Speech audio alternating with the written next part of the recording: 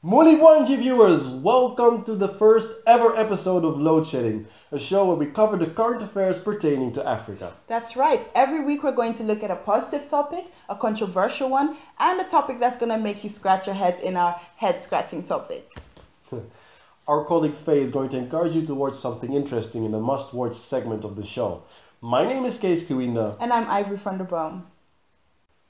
This week's positive news is about drone technology. Now I know a lot of you will be wondering how on earth drone technology could be used positively, since it has been used for such destructive ways in the past, dropping bombs or spying on people from a distance. Some of you might even be frantically calling home right now as we speak to plan an emergency emigration. But before you do that, know that this time, and for the first time in Africa, drone technology will be used in a positive way. In Rwanda, an American company called Zipline has teamed up with Rwanda's Ministries of Youth, ICT and Health to use drone technology in supplying medical products to remote areas hardly accessible by road. Initially, only blood supplies will be transported, but more medical products will be included in future. Zipline is going to start building ports where drones can take off and land, with first tests set to commence in August. So, the drones come in peace? Oh yes, Ivory, they come in peace. And I don't mean the kind of peace that the missionaries were bringing back in those days. False alarm, false alarm. Well, that's a relief and a very good solution. Our roads back home are in need of improvement and are often quite treacherous. Not to mention we have long distances to travel, and the further you are from a big city, the worse the roads are. True. The drones would circumvent these issues, and they'll make sure that deliveries are done quickly and efficiently. I really think that using this technology will be beneficial in the rainy season when the roads are completely flooded, the dirt roads. Yes, well, the drones can stay in Africa, in my opinion, as long as they keep being used for this purpose. Just this one? Oh yeah, just this one. We don't want any spillover. Any spillover. No. This week's controversial topic takes us to South Africa, where its president Jacob Zuma is drowning in controversy. His recent State of the Nation speech has been widely disapproved of in South Africa, with some calling for his resignation. However, what Load Shedding wants to discuss this week is the case against Jacob Zuma, in which he's been accused of violating the South African Constitution by spending state money on his private home. Now, viewers, we're not talking about a lick of paint and a new rug. No, we're talking about more than $20 million. And what was Jacob Zuma's response? He didn't know that he couldn't spend state money on himself. Why don't people understand that the president needs a tennis court and an indoor jacuzzi? The worst thing is that Jacob Zuma's action is not isolated. Forbes magazine looked at the 5 most corrupt African leaders. Brace yourselves, viewers, because these statistics are upsetting. First up is Teodoro Obiang Nguema Mbasogo, President of Equatorial Guinea. Now, this is one of the biggest oil producers in Africa, and yet it ranks as one of the poorest on the United Nations Human Development Index.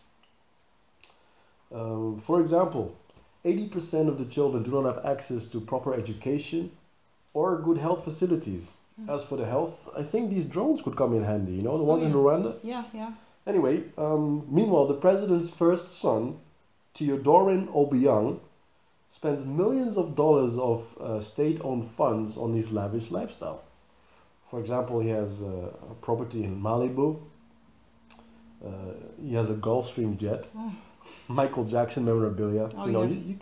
You have to have those. Yeah, you need that. Everyone needs that. Exactly. Oh, and he has an expensive car collection. Let's take a look at Angola, which is the second largest oil producer in sub-Saharan Africa and has vast diamond reserves. Unfortunately, according to Forbes magazine, its president, José Eduardo dos Santos, uses his government like, and I quote, his own personal privately owned investment holding company. Now, in a country with so much wealth, it's difficult to understand why 68% of the population lives below the poverty line and the life expectancy there is only 41. Now, I'm sure we could go on about this all day, but hey, let's look at one more country. Swaziland's King Mswati has managed to make it onto this list, and frankly, I'm not really that surprised. Anyway, they get very specific. They say he spends the country's treasury on German cars, trips abroad, and women. And they also beat Angola, by the way. They have the lowest life expectancy in the world at the age of 33. That is low. That is really low. On top of that, HIV prevalence rates are also extremely high. It's at 35% of the adult population that are living with this disease. King Mswati actually managed to run his country into the ground, as Swaziland is currently experiencing a fiscal crisis, and even asked South Africa for a financial bailout. South Africa? Mm-hmm. I'm sure Mswati did not consider the fact that Zuma would rather spend South Africa's state money on his own house. Besides that, the rand is dropping like it's hot. But you know, what you viewers need to realize is that Africa is not poor. Take Botswana, for example. They found a diamond the size of a tennis ball, which is the largest in over a century and the second largest in the world.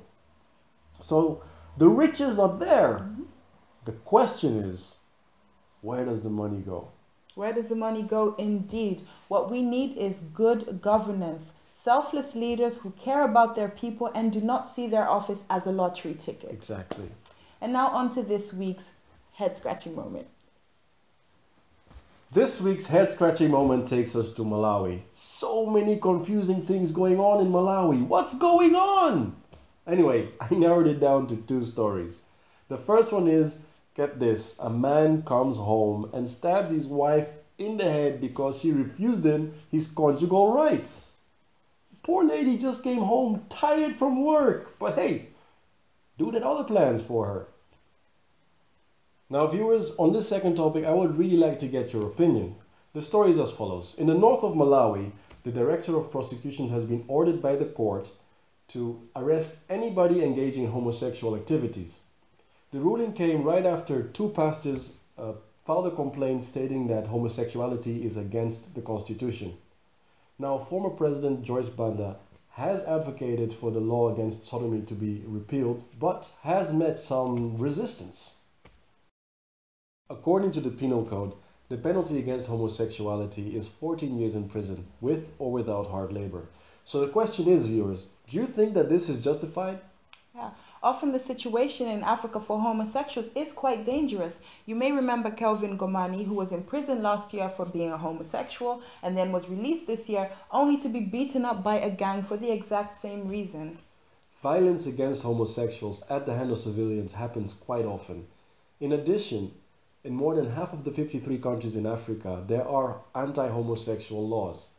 I have to wonder, how do you find someone engaged in homosexual activity, especially sodomy? I assume they don't do it on the street. If it was me, I would sue for an invasion of my privacy. Ivory, that is your law degree talking. But you know, there are very few laws that protect one for their sexuality. That's true. That reminds me of when I was a child and we were at school and you'd get beaten up by your teacher. You can't go home and tell your mother that you got beaten up because you know what happens. She will ask you, why did you get beaten up? And now you have to tell her what happened, and then you get what I refer to as a secondary or additional beating. Exactly. I mean, if I were to be gay and I would go to the police and tell them that I got beaten up because I'm gay, the police will lock me up. In fact, in some countries like Nigeria, Mauritania and Sudan, I will even get the death penalty.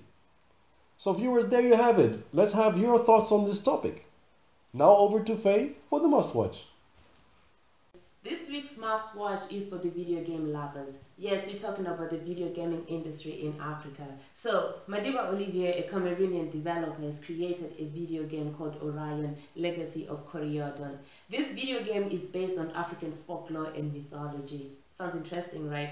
You have to play it because I'm pretty sure it will be an awesome gaming experience. Anyway, that is it from the must-watch segment of Load Shading this week. It's from me, Phay, and back to Kees and Ivory. Thank you, Phay. You know, video games are rather interesting. Oh yeah, do you play video games? I used to when I was younger, but not anymore. Oh, you're not that old. You know, this video game seems to be pretty interesting, so if I'm not here next week, you know why. Well, that's it from us today. Join us next week to find out if Kees actually made it here. And let us know what you thought of what we spoke about today and if you've got any thoughts on what we should talk about next week.